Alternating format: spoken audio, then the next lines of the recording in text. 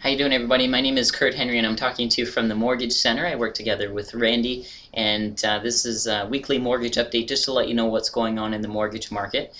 We're a part of a mortgage brokerage. Our job is basically to work with multiple banks and lenders, and we just get them to compete for you to get you the best deal when you're getting a mortgage, whether it's to buy a house or refinance your mortgage or renew your mortgage. So that's what we do. This is a weekly mortgage update, and in terms of mortgage rates, 5-year fixed rate today is in around 3.79%, but depending on the situation, there are some that are around 3.69 or 3.59 for a 5-year fixed rate.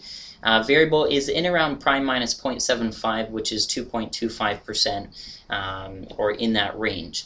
I also just wanted to mention, when people are looking at shopping for a mortgage, when you're comparing bank to bank, unfortunately the mortgage industry has gotten to the point where people are only looking at the mortgage rate.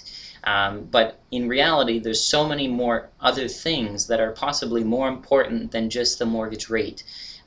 So just to give you an example, in terms of variable rate mortgage, if you were to take a variable rate mortgage, say 2 years ago, the way that a variable rate mortgage works is that there's normally a term, so it's normally for 5 years. And that means that you're basically reserved with that bank for 5 years with your variable rate mortgage. So then the idea is that if you wanted to lock into a fixed rate at some point, you can do that normally. And normally what would happen is that you would lock in for the remainder of the original 5-year term. So in other words, if you did that variable rate mortgage 2 years ago and you wanted to lock in today into a fixed rate, then you would be locking in for another 3 years at least. So that means that you'd have to lock in at least the 3-year fixed rate today. So the question though is, what 3-year fixed rate are you locking into?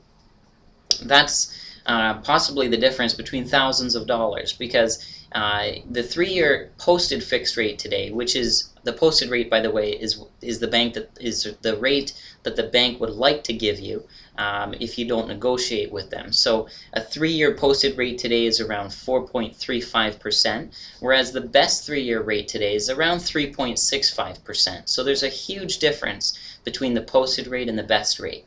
So the question is, if you had a variable rate mortgage and you want to lock in to a fixed rate, what lock-in rate are you going to be locking in at? So there are some banks that will lock you in at the posted rate for the remainder of the term. So in our example there, I was talking about a 3-year term. So some banks would lock you in at the 3-year posted rate for the remaining 3 years, which is a lot of interest that you're paying compared to the 3-year best rate. So that's why when arranging that variable rate mortgage, say 2 years ago, it was extremely important not only to look at the interest rate that you were getting on that variable rate mortgage, but also to look at the lock-in rate that you would be locking in at if you wanted to lock in.